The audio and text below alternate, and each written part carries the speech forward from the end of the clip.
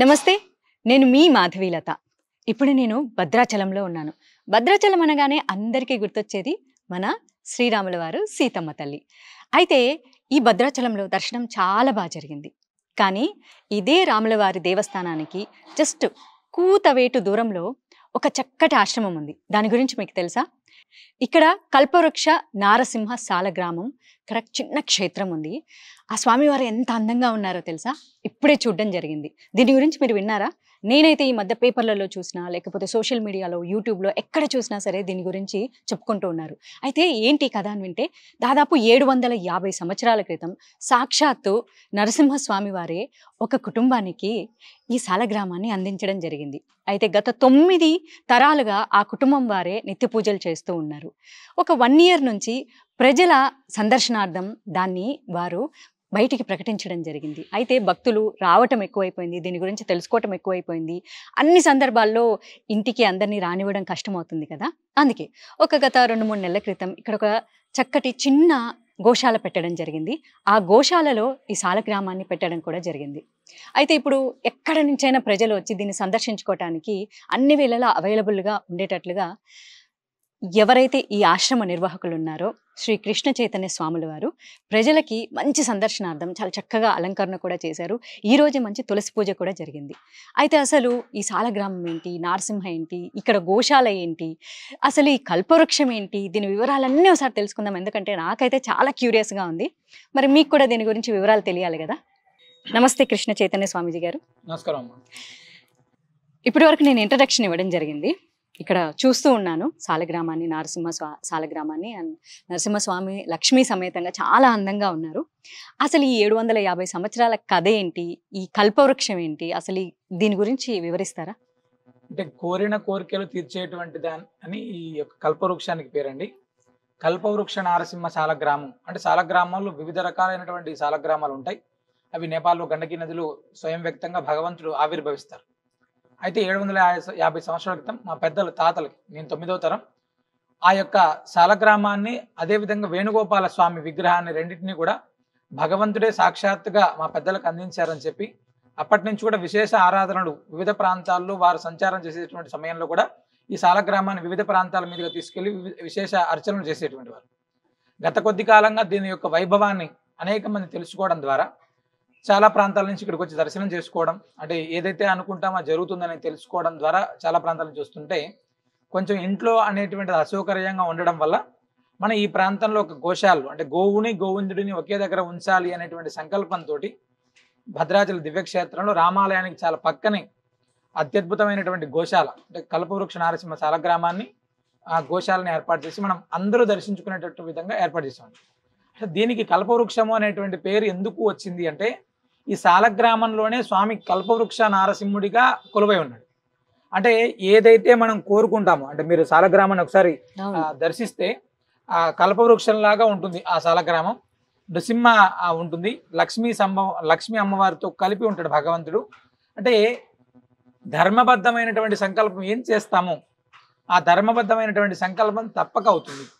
మేము ప్రత్యక్షంగా ఎన్నో ఉదాహరణలు చూసాం, ఎన్నో మహిమలు చూసాం, భగవంతుడి యొక్క వైభవం చూసాం.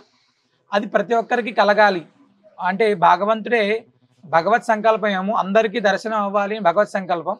దానికి అనుగుణంగా మనం ఇక్కడ అందరికీ దర్శనం అయ్యేట విధంగా ఏర్పాటు చేసాం. అయితే ఇది ఇన్నాళ్ళు మీ కుటుంబ సభ్యులు, దీనికి ముందు తరాల వారంతా ఉన్నారు కదా, నిత్య పూజలు జరిగేవా గత 9 తరాలుగా? ప్రతినిత్యం చాలా వైభవంగా జరిగేదండి. 9 తరాల నుంచి కూడా ఎక్కడ కూడా భగవంతుడికి ఎక్కడ ఎటువంటి లోటు లేకుండా ప్రతినిత్యం అత్యద్భుతమైనటువంటి ఆరాధనలు ఉండేటివి. మా పెద్దలలో అంటే ఒక తరం వారు మాత్రమే వారిని ఓన్లీ కేవలం ఇంట్లోనే ఉంచుకొని ఆరాధన చేసుకునేటువంటి వాళ్ళు, పెద్దగా ఉండేది కాదు. తర్వాత కాలం నుంచి దాని యొక్క వైభవం అంటే ఎవరైతే ఉన్నారో వారి ఉద్యోగ ప్రభావం చేత తర్వాత మా దగ్గరకు వచ్చేటప్పటికి నేను పూర్తిగా స్వామివారి ఆరాధన చాలా విశేషంగా చేస్తున్నాం, ధర్మ ప్రచారం కూడా చేస్తున్నాం. కాబట్టి చాలా వైభవంగా ఇంకా ఎక్కువ మందికి తెలిసే ప్రయత్నం అవుతున్నాం. కల్పవృక్షం అంటే సహజంగా కోరిన కోరికలు మనకు వెంటనే తీరిపోతాయి. అయితే ఇప్పుడు ఇక్కడికి వచ్చే భక్తులు నేను విన్నాను, వారు కోరుకున్న కోరికలు తీరతాయి అంటున్నారు. అలాగే ఇందాకే చూశాను బోల్డన్ని ముడుపులు కూడా కట్టారు. నిజంగానే అలా కోరుకొని ముడుపులు కడితే వాళ్ళ కోరికలు తీరినట్లు ఏమైనా సాక్ష్యాలు ఉన్నాయా? కోకొల్లమ్మ అంటే ఇక్కడికి రావడం అనేటువంటిది భగవత్ సంకల్పం ఉంటేనే ఇక్కడికి రావడం. భద్రాచలం వచ్చేటువంటి ప్రతి ఒక్కరికి ఇక్కడ వచ్చే అవకాశం ఉండొచ్చు, ఉండకపోవచ్చు. అవును. అంటే స్వామిని మనం చూడాలనుకోవడం ఒకటైతే, స్వామి నిన్ను చూడాలనుకోవడం ఇంకొకటి. స్వామి మనల్ని సంకల్పం చేసుకోవడం అంటే ఇక్కడికి రావాలి అని. అంటే నృసింహుడు అనేటువంటి వాడు క్షిప్రప్రసాది, ఆయన వెంటనే తత్క్షణమే స్పందించేటువంటి వాడు అని. ఆర్తితో పిలిస్తే తప్పకుండా ఫలితం ఉంటుంది. మన దగ్గరికి ఇక్కడికి వచ్చినటువంటి వాళ్ళకి ఎంతో మంది, ఇప్పుడు మీరు హైదరాబాద్ నుంచి వచ్చారంటున్నారు, అవును. ప్రముఖ డాక్టర్లతో కూడా పని అవ్వనేటువంటి వాళ్ళు, ప్రముఖ డాక్టర్, ఒక పెద్ద డాక్టర్ గారు, అవును. పేరు అవసరం లేదు, అలాంటి పెద్ద డాక్టర్ గారికి సంతానం అవ్వకపోతే 17 సంవత్సరాల తర్వాత వారికి ఒక బాబు పుట్టాడు. ఇక్కడ స్వామి యొక్క దర్శనం చేసుకున్న తర్వాత ఆ అబ్బాయికి నృసింహ అద్వైత్ అనేటువంటి పేరు పెట్టారు. అంటే భగవంతుడు ఎంత వైభవం ప్రకటించాలి అక్కడ 17 సంవత్సరాల తర్వాత సంతానం అవడం అంటే, ఒక డాక్టర్ గారికి, అది కూడా డాక్టర్ గారి కుటుంబానికి, డాక్టర్ గారి కుటుంబానికి ఓకే 17 సంవత్సరాల తర్వాత నృసింహ పురాణం పారాయణం చేసి ఆయన సాలగ్రామానికి 3 రోజులు ఇక్కడ ఉండి స్వామివారికి తిరుమంజనం చేసుకొని ఆ తీర్థం తీసుకొని వెళ్ళారు. తర్వాత కాలంలో సంతానమైంది, ఆయన తీసుకొని వచ్చి మళ్ళీ ఆ బాబుతో ఇక్కడ ప్రదక్షిణ చేసి తీసుకొని వెళ్ళారు. అలాగా ఆర్థిక ఇబ్బందులు ఉండేటువంటి వాళ్ళు, ఉద్యోగానికి సంబంధించినటువంటి వాళ్ళు, అంటే కుటుంబంలో ఉండేటువంటి అన్యోన్యత, అంటే ఇల్లు కావాలి, లేదా ఏదైనా మంచి సంకల్పం అండి, అంటే ఏదైనా పనికిరానటువంటి కోరికలన్నీ కోరుకొని ఇక్కడికి వస్తానంటే దాని యొక్క ఉపయోగం లేదు. నీకు ధర్మబద్ధమైనటువంటి సంకల్పం ఉంటే ఖచ్చితంగా ఇది అవుతుందండి. కొద్ది రోజుల అనతికాలం, ఒక 40 రోజుల కాలంలో ముడుపు కడితే 40 రోజుల కాలంలో దాని యొక్క ప్రాసెస్ ఖచ్చితంగా స్టార్ట్ అయిపోతుంది. అంటే ఇతరులకు హాని జరగకుండా తమకు మాత్రమే మంచి మంచి జరగాలి, తద్వారా ఇతరులకు మంచి జరగాలని కోరుకుంటేనే జరుగుతుంది. అవునండి. సరే, ఇప్పుడున్నటువంటి మోడర్న్ టెక్నాలజీ డేస్ లో నిజంగా ఇలా ఒక సాలగ్రామ దర్శనం చేసుకుంటే పిల్లలు పుడతారు, ఉద్యోగం వస్తుంది అనేది ఎంతవరకు మనం నమ్మొచ్చు అంటారు? అంటే ఇప్పుడు ఉన్నటువంటి మోడర్న్ రేస్ అయినా ఏవైనా కూడా రైతు పండిస్తేనే ఆహారం మనం తినాలి, ఓకేనండి.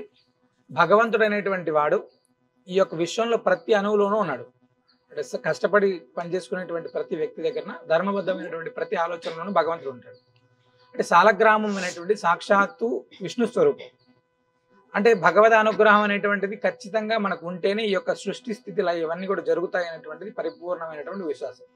ఇక్కడ విశ్వాసంతో మాత్రమే చేయమంటున్నాం, అంటే మూఢ భక్తి చెప్పట్లేదు మేము ఎక్కడ కూడా. మేము కష్టపడి నువ్వు పని చేస్తూ భగవంతుని ఆశ్రయించమని మాత్రమే చెప్తాం అండి. అంటే నువ్వు ఇక్కడే ఉండి భజనాలు చేసుకో, ఇక్కడే ఉండి స్వామితోటి పొర్ల దండాలు పెట్టమని చెప్పట్లేదు. భగవంతుడికి నువ్వు చేయాలనుకున్నటువంటి పనిని అప్పచెప్పి నువ్వు కష్టపడు, ఫలితాన్ని ఇస్తాడు భగవంతుడు అని చెప్తున్నావు. అంటే మనం కష్టపడుకోకుండా నాకు 50 లక్షలు అప్పు ఉంది, నేను ఇక్కడే ఉంటాను, రోజు దర్శనం చేసుకుంటానంటే అప్పు తీరదండి. నువ్వు చేసేటువంటి పనిలో భగవంతుడి అనుగ్రహం కావాలి. శ్రీకృష్ణ పరమాత్ముడు చెప్పింది కూడా అదే కదా, నువ్వు కష్టపడి పని చేయి, ఫలితాన్ని నాకు వదిలే, నేను చేస్తాను మిగతాది అని. ఆ కష్టపడి పని చేసేటువంటి వాడికి తప్పకుండా పని అవుతుందండి. సో అంటే ఇందాక మీరు చెప్పారు సంతాన భాగ్యం ఒక డాక్టర్ గారి కుటుంబానికి అవ్వలేదంటే, సో అందులో కూడా మీరు అంటారు అంటే ఆరోగ్యపరమైనటువంటి అంశాలను పాటిస్తూ దానితో పాటు భక్తి కూడా కావాలంటున్నారు. ఖచ్చితంగా. ఇప్పుడు చాలా మంది గర్భదోషాలు ఉంటాయండి. అవును.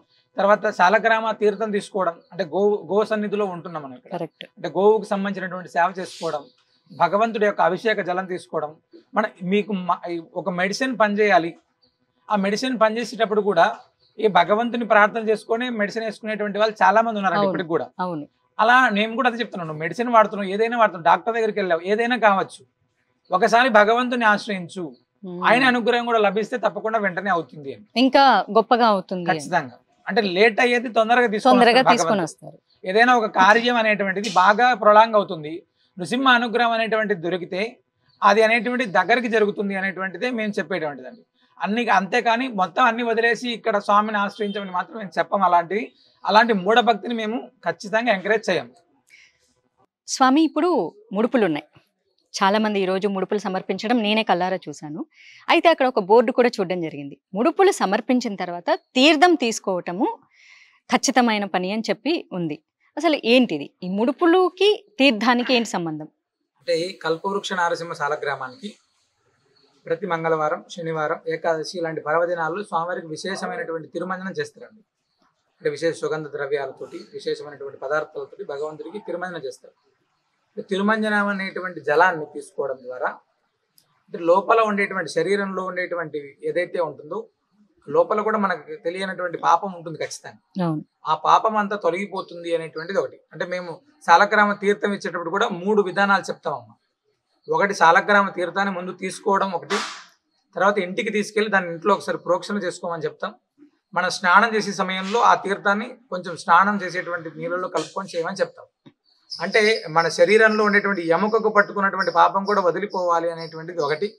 లోపల ఏదైతే ఉంటుందో అవన్నీ కూడా అంటే భగవంతుడి అనుగ్రహం అనేటువంటిది మనకు ప్రసారం చేయాలి అనేటువంటిది. ప్రతి అణువుకు వెళ్తుంది కదా రక్తం, అవును. అలాంటిది శరీరం పైన ఏదైతే ఉంటుందో అవన్నీ పోవాలనేటువంటిది. మన ఇంట్లో ఏదైతే ఉంటుందో అలక్ష్మి ప్రభావం అనొచ్చు, మన నెగిటివ్ ఎనర్జీ అనొచ్చు, ఏదైతే భగవద్ అనుగ్రహాన్ని ప్రతి ఇంటికి చేర్చాలి అని. తద్వారా ఏమవుతుందంటే వీళ్ళు ఏదైతే సంకల్పం చేస్తారో అది తీరడానికి ఇంట్లో ఏదైతే అసౌకర్యం ఉంటుందో అది పోతుంది అనేటువంటిది. చాలా మందికి ఒక రకమైనటువంటి ఉంటుందండి ఇంటెన్షన్, మన ఇంట్లో ఏదో ఏదో తెలియనటువంటి నెగిటివ్ ఎనర్జీ బాగా ఉంటుంది అనేటువంటి బాధ ఎక్కువ ఉంటుందండి. అలాంటిది ఈ తీర్థాన్ని తీసుకెళ్లి ప్రోక్షణ చేస్తే తప్పనిసరిగా ఆ ఫలితం ఉంటుంది అనేటువంటి ఉద్దేశంతో సాలగ్రామ తీర్థం అనేటువంటిది ఖచ్చితంగా తీసుకున్నటువంటి వాళ్ళు మాత్రమే ముడుపు చెల్లించమని మనం చెప్తున్నాం. ఓకే. సో అయితే ఇప్పుడు మీరు పాపం అనే పదం వాడారు కదా, పాపం అనగంటే మన శరీరం లోపల ఉన్నటువంటి జబ్బులు అంటారా, లేకపోతే ఎలాంటి పాపమైనా చేసి అలాంటిది తీర్థం తీసుకుంటే సరిపోతుందా? జబ్బులు అనేటువంటిది అమ్మ ఒకటి ఫస్ట్, మన మనసు కూడా తెలియకుండా చాలా పాపం చేస్తుంటుంది, మన శరీరం చేస్తుంటది. అంటే చేతులు కాళ్ళు కావచ్చు, ఏదైనా కావచ్చు. అవును. అంటే మనం ఎంత పుణ్యం చేసినప్పటికీ కూడా రోజు ఏదో ఒకటి రాసి మూట వెనకేసుకుంటున్నాం అన్నట్టుగా అవన్నీ కూడా పోవాలి. అంటే పాపం చేసి భగవంతుడు తీర్థం తీసుకోమని చెప్పేటువంటి విధానం కాదు ఇది. ఏదైనా తెలిసి తెలియక చేసినటువంటివి ఏవైతే ఉంటాయో అవి పోవడానికి మాత్రం కావాలని ఇంటెన్షనల్ గా చేసేటువంటివి, అది నేనైనా కావచ్చు ఇంకోరైనా కావచ్చు, దానికి తప్పనిసరి శిక్ష ఉంటుంది భగవంతుడి దగ్గర. అవును, అది భగవంతుడి దగ్గర ఉంటుంది, బయట ఉంటుంది, అన్ని రకాలైనటువంటివి ఉంటాయి. తెలిసి తెలియనటువంటివి ఏవైతే ఉంటాయో అవి పోవడం కోసం. కరెక్ట్.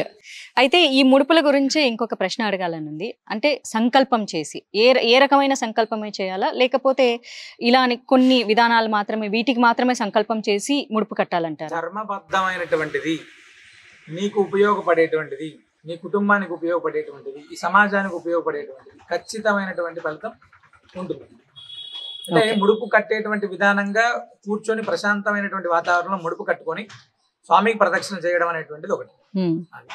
అయితే ఈ ముడుపు కట్టే విధానం గురించి ఒకసారి వివరిస్తారు. అంటే ఇక్కడ ఎలాంటి ముడుపు కట్టాలి? ఇక్కడ మనం పూర్ణబలం అంటే కొబ్బరికాయ, ఒక జాకెట్ ముక్క, అంటే ఎరుపు కానీ పసుపు కానీ జాకెట్ ముక్కలో ఏదైనా కొంచెం డబ్బు అందులో పెట్టేసి దాన్ని మనం సంకల్పం చేసుకొని, మన గోత్రనామాలు చెప్పుకొని సంకల్పం చేసుకొని గోమాతకు, స్వామివారికి, సాలగ్రామానికి, గోవుకి గోవిందుడికి ఒకేసారి 9 ప్రదక్షిణ, అంటే నవగ్రహాల ప్రభావం ఉండొచ్చు, ఏదైనా 9 అనేటువంటిది విశేషమైనటువంటి సంఖ్య. ఆ 9 ప్రదక్షిణ చేయడం అనేటువంటిది ఇక్కడ ఏర్పాటు చేసినటువంటి విధానం. చాలా మంది 32 ప్రదక్షిణలు చేస్తారు. 32 ఏంటంటే నృసింహస్వామికి సంబంధించినటువంటి బీజాక్షరాల సంఖ్య 32 అమ్మ. 32 చేసేటువంటి వాళ్ళు, ఓపిక ఉన్నటువంటి వాళ్ళు 32 ప్రదక్షిణ కూడా చేస్తారు. అయిపోయిన తర్వాత 108 ప్రదక్షిణ చేసే వాళ్ళు చాలా మంది ఉన్నారు. అయితే ఇప్పుడు ఈ ముడుపు ఇంటి దగ్గర నుంచి కట్టుకొని రావచ్చా, లేదా ఇక్కడికి వచ్చి దర్శనార్థం కట్టుకుంటారా? ఇంటి దగ్గర కట్టుకొని వచ్చేటువంటి వాళ్ళు చాలా మంది ఇంటి దగ్గర కట్టుకొని వస్తున్నారు. ఇంట్లో వాళ్ళ కుటుంబంలో అందరూ దండం పెట్టుకొని వచ్చేటువంటి వాళ్ళు, కొంతమంది దూర ప్రాంతాల నుంచి వచ్చేవాళ్ళు, లేదు ఇక్కడ దగ్గరలో ఉండేటువంటి వాళ్ళైతే ఇక్కడ వచ్చి కూర్చొని స్వామివారి సన్నిధిలోనే కట్టుకునే వెళ్ళేటువంటి వాళ్ళు కొంతమంది. ఇంట్లో కట్టినా ఏది కట్టినా మేము చెప్పేది ఏంటంటే ప్రశాంతమైనటువంటి వాతావరణంలో భగవంతుడి మనసు నిండా నింపుకొని, మనం ఏదైతే సంకల్పం ఉందో దాన్ని మనసులో నింపుకొని మాత్రమే ఇది కట్టడం మంచిది. అంటే వివిధ రకాలైనటువంటి ఆలోచనలతోటి ఇంట్లో వాళ్ళ మీద ఇబ్బంది పడుతూ చేసేటువంటివి ఏది అలాంటివి వద్దు, అలాంటివి చేయాలి. భగవంతుడి దగ్గర ముడుపు సమర్పిస్తున్నామంటే మంచి సంకల్పంతో స్వామికి సమర్పించాలి. స్వామి, ఇక్కడ నిత్య పూజలు అని విన్నాను. సో ఉదయం ఏ సమయం నుంచి సాయంకాలం ఏ సమయం వరకు ప్రజలకు ఇది అందుబాటులో ఉంటుంది? ఉదయం 6:30 నుంచి సాయంత్రం రాత్రి 9 గంటల దాకా దర్శనం అవకాశం ఉంటుందండి. అంటే ఉదయం స్వామివారికి ఫస్ట్ మొదట సుప్రభాత సేవ, తదనంతరం సాలగ్రామానికి నిత్యంలో ఆరాధనలో జరిగేటువంటి తిరుమంజనం, తర్వాత నిత్య ఆరాధనలో స్వామివారికి నివేదన అయిన తర్వాత అందరికీ సాలగ్రామ తీర్థం, వచ్చేటువంటి వాళ్ళు ఎవరైనా ముడుపు కట్టి ప్రదక్షిణ చేసేటువంటి వాళ్ళకి ఒకటి. అలా కాకుండా వివిధ రోజులు, అంటే ఆదివారం నుంచి శనివారం దాకా వివిధ రకాలైనటువంటివి సంకల్పాలు పెట్టుకొని చాలామంది ఇక్కడికి వచ్చి దర్శన, ఆరోగ్యం కోసం ఒకరోజు, రుణ బాధలు, కుటుంబ సమస్యలు, వ్యాపార వృద్ధి, గురుబలం, అంటే ఇంట్లో అలక్ష్మి ప్రభావం ఏదైతే ఉంటుందో, లేదా శత్రు బాధలు ఉండేటువంటి వాళ్ళు, గ్రహదోషాలు ఉండేటువంటి వాళ్ళు వివిధ రోజుల్లో వాళ్ళు వచ్చి ఆ యొక్క అభిషేకంలో పాల్గొన్నారు. మంగళవారం, శనివారం, ఆదివారం ఈ 3 రోజుల్లో మాత్రం చాలా విశేషమైనటువంటి తిరుమంజనం సాలగ్రామానికి జరుగుతుందండి. అంటే ప్రతినిత్యం కూడా నిత్యారాధనలో ఉండేటువంటి తిరుమంజనం చిన్నగా ఉంటుంది. ఈ రోజుల్లో మాత్రం నవకలశంగా చాలా విశేషమైనటువంటి అభిషేకం ఉంటుంది. ఆ జలాన్ని మాత్రమే ఇంటికి తీర్థంగా ఇస్తారు, ఆ జలాన్ని మాత్రమే ప్రోక్షణ చేసుకోమని చెప్తారండి. మీ మాటల్లో పదే పదే తిరుమంజనం అనే ఒక పదాన్ని విన్నాను. అనగా ఏంటి? తిరుమంజనం అంటే స్వామివారికి మంగళకరమైనటువంటి స్నానం. ఓహో! సో, అయితే ఆ తీర్థాన్నే మీరిస్తారనమాట. అవునండి. సో, స్వామివారికి అంటే ఈ సాలగ్రామ స్వామివారికి చేయించినటువంటి మంగళ స్నానాన్ని తీర్థంగా ఇస్తారు. అవునండి. దాన్నే ప్రోక్షణంగా కూడా ఇస్తారా? ప్రోక్షణంగా లేదా అదే తీర్థం ఇస్తారు. ఇంటికి తీసుకెళ్లేటువంటి తీర్థం కూడా అదేనమ్మా. అలాగే. అయితే ఇక్కడ నిత్యాన్నదానం గురించి కూడా విన్నాను. సో, ఇది ఎన్ని రోజులుగా జరుగుతుంది? అంటే ఎంత కాలంగా జరుగుతుంది? అంటే కరోనా విపత్కర పరిస్థితి వచ్చినప్పుడు అంటే చాలా మంది అన్నార్తులకు ఆహారాన్ని అందించాలని శ్రీనృసింహ సేవావాహిని సంకల్పం మేరకు నిత్యం అన్నప్రసాదాన్ని ప్రారంభం చేశాం. అలా కాదు వచ్చేటువంటి వాళ్ళకి ప్యాకింగ్ చేసి వివిధ ప్రాంతాల్లో ఇవ్వడం జరిగేది. అయితే భద్రాచల దివ్యక్షేత్రంలో అంటే రామకైంకర్యం చేయాలి మనం కూడా, అంటే రాముడికి ఉన్నటువంటి ఈ ప్రాంతంలో రామకైంకర్యం చేయాలి అనేటువంటి మన నృసింహ సేవావాహిని సభ్యులందరితోటి ఒకసారి డిస్కస్ చేసి భద్రాచలం వచ్చేటువంటి యాత్రికులకు అన్నప్రసాదాన్ని అందించాలని చెప్పి మనం గత సంవత్సరంలో అన్నప్రసాదాన్ని నిత్యం ఇక్కడికి వచ్చేటువంటి యాత్రికులకు అన్నప్రసాదం ప్రారంభం చేశాం. అయితే మొదట్లో కొంచెం అంటే 50-100 మంది ఉండేటువంటిది. ఈ సాలగ్రామ దర్శనం యొక్క ప్రభావం చేత అది రోజుకు 500 మంది నుంచి 1000 మంది ఇలా పెరుగుతూ ఉన్నారండి. ప్రతినిత్యం కూడా భద్రాచలం వచ్చేటువంటి యాత్రికులకు అన్నదానం అందిస్తూనే ఇక్కడ సాలగ్రామ దర్శనం కోసం వచ్చేటువంటి యాత్రికులు కూడా ప్రతినిత్యం అన్నప్రసాదాన్ని, మామూలు ప్రసాదాన్ని కూడా రోజు అందిస్తున్నాం అమ్మ. అయితే ఇక్కడ ఇప్పుడు మన నరసింహ సాలగ్రామాన్ని సందర్శించుకోవటానికి వచ్చిన వారికి బస ఏర్పాట్లు ఏమైనా ఉన్నాయా? లేకపోతే సందర్శించుకొని వాళ్ళకి వెళ్ళిపోయే అవకాశం మాత్రమే ఉందా? అంటే చాలా మంది ఉదయం వచ్చి రాత్రి కల్లా వెళ్ళిపోయేటువంటి వాళ్ళు చాలా మంది వస్తున్నారు. రాత్రి వచ్చి నిద్ర చేసి ఉదయం తిరుమంజనంలో పాల్గొనాలనుకుంటే ఇక్కడ ఓపెన్ హాల్ అంతా ఉంటుంది. ప్రత్యేకంగా వచ్చి ఇబ్బంది ఏం లేదు, పడుకోవచ్చు. అలా కాదు రూమ్స్ కావాలంటే చుట్టుపక్కల మొత్తం చాలా వసతి సౌకర్యాలు ఉన్నాయి. వాళ్ళు వచ్చి హ్యాపీగా ఇక్కడ ఉండి దర్శనం చేసుకోవడానికి కూడా అవకాశాలు ఉన్నాయమ్మ. ఎలాగే ఇది పుణ్యక్షేత్రం కాబట్టి పుణ్యక్షేత్రం రాముల కాబట్టి చాలా రెండు rooms దొరుకుతాయి. రకాలైనటువంటి దర్శనాలు అవుతాయంట. అవునమ్మా. ఇటు శ్రీరాముల వారు, ఇటు నరసింహుల వారు. నరసింహస్వామి. అయితే స్వామి ఇప్పుడు ఇక్కడ ఉన్నవారైతే ఏదో ఒక విధంగా ప్రయాణాలు చేసి వచ్చి సందర్శన చేసుకుంటారు. మరి విదేశాల్లో ఉన్న వారికి కూడా ఎన్నో కోరికలు ఉంటాయి. ఎంతో మంది హిందువులు కూడా ఉన్నారు. వారికి ముడుపు కట్టుకోవాలనిపిస్తే మరి దానికి ఏమైనా మార్గాలు ఉన్నాయా? అంటే చాలా మంది అంటే వాళ్ళకి సంబంధించినటువంటి కుటుంబ సభ్యుల్ని పంపించి కట్టించేటువంటి ప్రయత్నం కొంతమంది చేస్తున్నారమ్మా. అయితే ఈ మధ్యకాలం మీరు అడిగినట్టుగానే చాలా మంది మాకు ఫోన్ చేసి మేము ఎక్కడో బయట ఉన్నామండి, మా పెద్దలు రావడానికి కూడా కొంచెం ఇబ్బంది ఉంటుంది, ఫలాని మంగళవారం రోజు మా తరపున మీరు ముడుపు కట్టండి అని చెప్పి మాకు ఫోన్ చేస్తున్నారు. అంటే ఇది కూడా భగవత్ సేవగానే మేము భావించి వాళ్ళకి కొంచెం అది ఫోన్ ఏదో కాల్ చేసి వీడియో కాల్లోనే వాళ్ళు దండం పెట్టుకునేటువంటి ప్రయత్నం చేస్తున్నారు చాలా మంది. అయితే అయిన తర్వాత వచ్చి దర్శనం ఈ మధ్యకాలంలో ఆస్ట్రేలియా నుంచి ఒక భక్తుడు గత నెలలో ఒకసారి ఇలానే ముడుపు కట్టి ఆరోగ్యానికి సంబంధించిందిగా ఒక ముడుపు కట్టారు. ఆయన చాలా డబ్బు ఖర్చు పెట్టి ఉన్నారు, పాపం అక్కడ ఇబ్బంది పడే ఉన్నారు. భగవంతుడి అనుగ్రహం ద్వారా అది క్యూర్ అవ్వదనుకున్నది యొక్క పరిమాణం తగ్గింది. ఆయన వచ్చి ఈ మధ్యకాలం లాస్ట్ మంగళవారం వచ్చి దర్శనం చేసుకొని ప్రదక్షిణ చేసి వెళ్ళారమ్మ. అంటే మేమేం చెప్తున్నామంటే మేము ముడుపు కడతారు, మీరైతే తప్పకుండా ఒకసారైనా దర్శనం చేసుకోమని చెప్తాను. తర్వాత కరెక్ట్. అంటే ఏదో ఒక సందర్భంలో వారు ఈ దేశానికి వచ్చినప్పుడు తప్పకుండా ఒకసారి దర్శనం చేసుకుంటే చాలా బాగుంటుంది. ఖచ్చితంగా తప్పదు కదా స్వామి, అంటే టెక్నాలజీ పెరుగుతున్న రోజుల్లో మేము అవైలబుల్ కూడా అందుకని అంటే ఖచ్చితంగా రావాలి అనేటువంటి దాన్ని వాళ్ళకు మనం మెన్షన్ చేయలేం కదా, కరెక్ట్. అందుకోసమని మనం కూడా ఆ వెసులుబాటు ఇచ్చారు.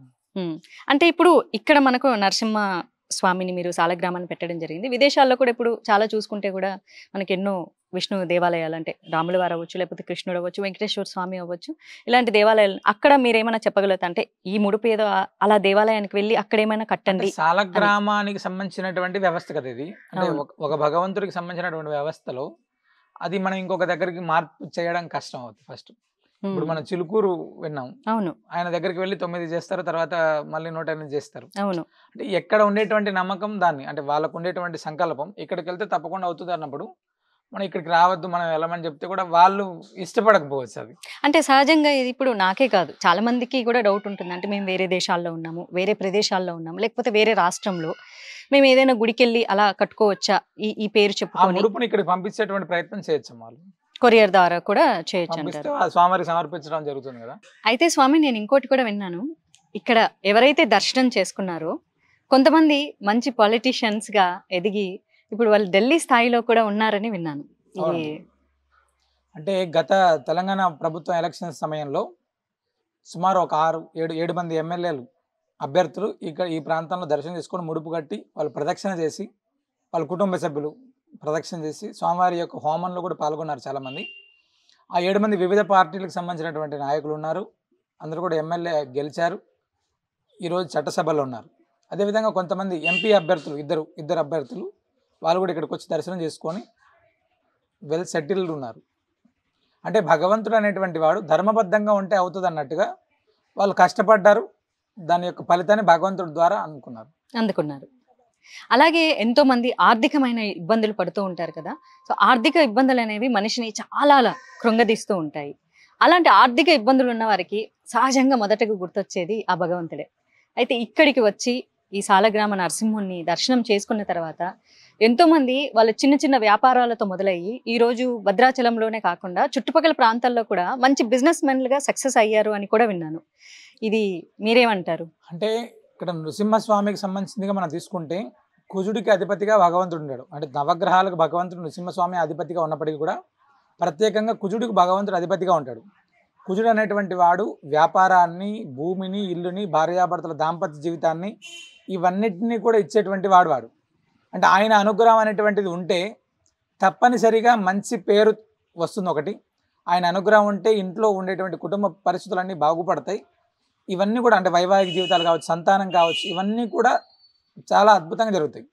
అంటే ఇక్కడికి వచ్చిన తర్వాత చాలామంది అంటే చివరి రోజుల్లో అంటే ఇంకా మాకు ఏ గతి లేదనుకున్నటువంటి వాళ్ళు వచ్చినప్పుడు కూడా స్వామి అనుగ్రహంతో నిజంగా కూడా ఈరోజు చాలా అద్భుతంగా సెట్ అయ్యి వాళ్ళు ఇక్కడ స్వామి సేవ చేసుకుంటున్నారు. వ్యాపారంలో అంటే కిరాణా స్టోర్స్ కావచ్చు, తర్వాత బట్టల షాపులు కావచ్చు, ఇలా పెట్టుకొని చాలామంది ఎదిగిన వాళ్ళు చాలామంది ఉన్నారండి. అంటే భగవంతుడి మీద నమ్మకంతో పాటు వాళ్ళ కృషి కూడా జోడించి సాలగ్రామ దర్శనం తర్వాత, అందులోనూ ఎప్పుడో పురాతనమైనది సాక్షాత్తు నరసింహస్వామి వారే మీ కుటుంబానికి అందజేసిన వరం. అవునమ్మా. సో ఈ రోజు ప్రజల సందర్శనార్థం మీరు పెట్టారు. ఈ రోజు నేను కూడా సందర్శించుకున్నాను. నాకు కూడా చాలా సంతోషంగా ఉంది. అయితే ఆఖరిగా ఈ స్వామి గురించి మాట్లాడుతూ ముడుపుల దగ్గరికి వద్దాం. అసలు ఈ కట్టిన ముడుపులు ఇస్తారు కదా, ఈ ముడుపుల్ని మీరు ఏం చేస్తారు? అంటే ఈ యొక్క ముడుపులన్నీ కూడా ప్రతి అమావాస్య రోజు మన దగ్గర అత్యద్భుతమైనటువంటి శ్రీ మహాలక్ష్మి హోమం, అదేవిధంగా ఆయుష్ హోమం, మహాసుదర్శన హోమం జరుగుతాయమ్మా. ప్రతి అమావాస్యకి చేస్తున్నాం ఇది. ఈ అమావాస్యకి చేసిన సమయంలో ఏదైతే ముడుపుల్లో ఉండేటువంటి కొబ్బరికాయ ఉంటుందో ఆ కొబ్బరికాయను నేతితోటి ఆ యొక్క హోమంలో సమర్పించడం జరుగుతుంది. అందులో వచ్చినటువంటి ఏదైతే ద్రవ్యం ఏదైతే ఉంటుందో గోమాతలకు ఆహారంగా నిత్యాన్న ప్రసాద నిలయంలో వచ్చేటువంటి యాత్రికులకు, అన్నార్థులకు అన్నప్రసాదాన్ని అందించేటువంటి విధంగా ఆ ద్రవ్యాన్ని వినియోగించడం జరుగుతుందమ్మా. అంటే హోమం తర్వాత మరి ద్రవ్యాన్ని కూడా తీస్తారు అంటే కొబ్బరి నుంచి వచ్చినట్టు కదమ్మా. అందులో చాలా మంది డబ్బులు పెట్టి ప్రదక్షిణ చేస్తున్నారు. అవును అవును. ఆ ద్రవ్యంతో గోమాతలకు ఆహారం. మీరు ద్రవ్యం అనగా ఓకే, డబ్బు. అందులో వచ్చేటువంటి డబ్బు ఏదైతే ఉందో గోమాతలకు ఆహారం అందించడం, ఆ డబ్బుతోటే మనం నిత్యాన్న ప్రసాదంలో అంటే ఆ ముడుపు కట్టినటువంటి వాడికి ప్రతి ఒక్కటి ఇక్కడ ఫలితమే. అంటే అందులో సమర్పించేటువంటి కొబ్బరికాయనేమో హోమంలో సమర్పించడం ఉంటుంది. అందులో వచ్చేటువంటి డబ్బు ఏదైతే ఉంటుందో అది గోవుకి సాక్షాత్తు ముక్కోటి దేవతల స్వరూపంగా భావించేటువంటి గోమాతకు ఆహారం అందించడం ఒకటి. అంటే అన్నదానానికి మించినటువంటి ఇంకోటి లేదు అని చెప్తాం కదా, అలాంటి అన్నప్రసాదాన్ని అందించే అంటే అన్ని రకాలైనటువంటి ఫలితాలని మనం ఇక్కడ పొందడానికి భగవద్ అనుగ్రహంతో పాటు ఇన్ని పుణ్యాలను సంపాదించుకునేటువంటి అవకాశం ఉంటుంది. కాబట్టే తొందరగా ఈ యొక్క సంకల్పాలు నెరవేరుతాయి అని మేము గట్టిగా చెప్తున్నాం అమ్మా. దీనికి పూర్తి పేరు నేను విన్నాను, కాకపోతే నేను కొంచెమే ఇంట్రడక్షన్లో చెప్పాను. గోవింద కల్పవృక్ష నారసింహ సాలగ్రామం. అవునమ్మా, చాలా పెద్దగా పెట్టారు. ఎందుకు ఈ గోవింద అంటే కల్పవృక్ష నారసింహ సాలగ్రామ ఆశ్రమం అని అనుకున్నాం ఫస్ట్. అవును, అంటే కల్పవృక్షంతో ఉన్నాం కాబట్టి, అంటే కామధేనువుతోటి కల్పవృక్షం ఉన్నారు. అంటే గోవు గోవిందుని ఏకకాలంలో ప్రదక్షిణ చేసేటువంటి అవకాశాన్ని కల్పిస్తున్నాము. ఒక మహనీయుడు చెప్పాడు, గోవింద అని పెట్టేసే చైతన్యం చాలా అద్భుతంగా ఉంటుంది అన్నారు. ఆ విధంగానే గోవింద కల్పవృక్ష నారసింహ సాలగ్రామ ఆశ్రమం అని పెట్టి దీనికి నామకరణం చేసాము. అంతే, గోవిందుడు గోవులు ఒకే చోట ఉంటే ఎంత బాగుంటుంది కదా. అద్భుతమైనటువంటిది. అంటే ఈ ఆలోచన అనేటువంటిది కూడా స్వామి అనుగ్రహంతో మాత్రమే చేసాం. అంటే ఇది మేమేదో స్వతహాగా నిర్ణయాలు తీసుకొని కట్టేసింది కాదు. అంటే భగవద్ అనుగ్రహం ఉంది అని చెప్పడానికి చిన్న ఉదాహరణ, ఈ యొక్క ఆశ్రమం అంతా కూడా కేవలం 32 రోజుల్లో నృసింహ బీజాక్షరాల సంఖ్య 32. ఆ 32 రోజుల్లోనే దీన్ని నిర్మించేసామండి. అంటే ఎంత భగవద్ అనుగ్రహం ఉంటేనే ఇది అవుతుంది. అంతే, ఇది నేను కూడా నమ్ముతాను. ఏదైనా భగవంతుడు అనుగ్రహం లేకపోతే శివుడాజ్ఞ లేనిది చీమైనా కుట్టదన్నప్పుడు ఆయన అనుగ్రహం లేకుండా 32 రోజుల్లో బీజాక్షరాలకు సమానమైనటువంటి రోజుల్లో కట్టడం జరగని పని. అయితే గోవులు ఉన్నాయి, ఎన్ని గోవులు ఉన్నాయి స్వామి ఇక్కడ? నృసింహ సేవావాహిని గోశాలు సుమారు మనకు 55-60 గోవులు ఉన్నాయమ్మా. దాంతో పాటే మనం ఏం చేస్తున్నాం అంటే ప్రతి సంవత్సరంలో ఏరువాక పౌర్ణమి అనేటువంటి కార్యక్రమం చేసే సమయంలో కొన్ని గోవుల్ని రైతులకి ఇవ్వడం, రైతులు ఎవరైతే పెంచుకుంటారో వాళ్ళందరికీ. హ్మ్. అన్యమతాలకు మారినటువంటి వాళ్ళని తిరిగి స్వధర్మంలోకి తీసుకొనొచ్చి, వాళ్ళ దగ్గర కూడా గోవుల్ని ఉంచేటువంటి అంటే వాళ్ళ జీవనానికి ఇబ్బంది లేకుండా గోవుల్ని పెట్టేటువంటి కార్యక్రమం ఇలా అన్నీ చాలా చేస్తున్నామమ్మా.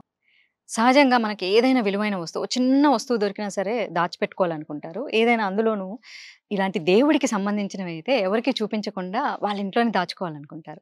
మరి ఇంత విలువైన సాలగ్రామాన్ని మీరు ఎందుకు అసలు భక్తుల సందర్శనార్థం పెట్టారు? అంటే నాతో పాటే ప్రతి ఒక్కరు తరించాలనేటువంటిది మా సంకల్పం అండి. అంటే నలుగురికి మంచి చేయాలి అనేటువంటి సంకల్పం మన దగ్గర ఉన్నప్పుడు, నేనొక్కడే బాగుంటే ఏం ఉపయోగం లేదండి. నాతో పాటే అంటే సమాజం కూడా బాగుంటే, తద్వారా అందరికీ ఉపయోగపడితే ఖచ్చితంగా అంటే జీవన ప్రమాణాలన్నీ ప్రతి ఒక్కరివి మారితే, ఈ యొక్క దేశం చాలా అద్భుతంగా ఉంటుంది. దాన్ని నమ్మేటువంటి సిద్ధాంతం కాబట్టి, ప్రతి ఒక్కరు దర్శనం చేసుకునేటువంటి విధంగా ఏర్పాటు చేసాము.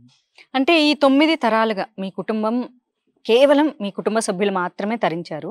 అయితే ఇది స్వతహాగా మీకొచ్చిన ఆలోచన, ఇలా భక్తుల సందర్శనార్థం పెట్టమని లేకపోతే మీకు ఎవరైనా సలహా ఇచ్చారా? నృసింహ ఆజ్ఞ అండి. అంటే ఒక ఒక మనిషి ద్వారా భగవంతుడు చెప్పించాడు అని మేము నమ్ముతాం.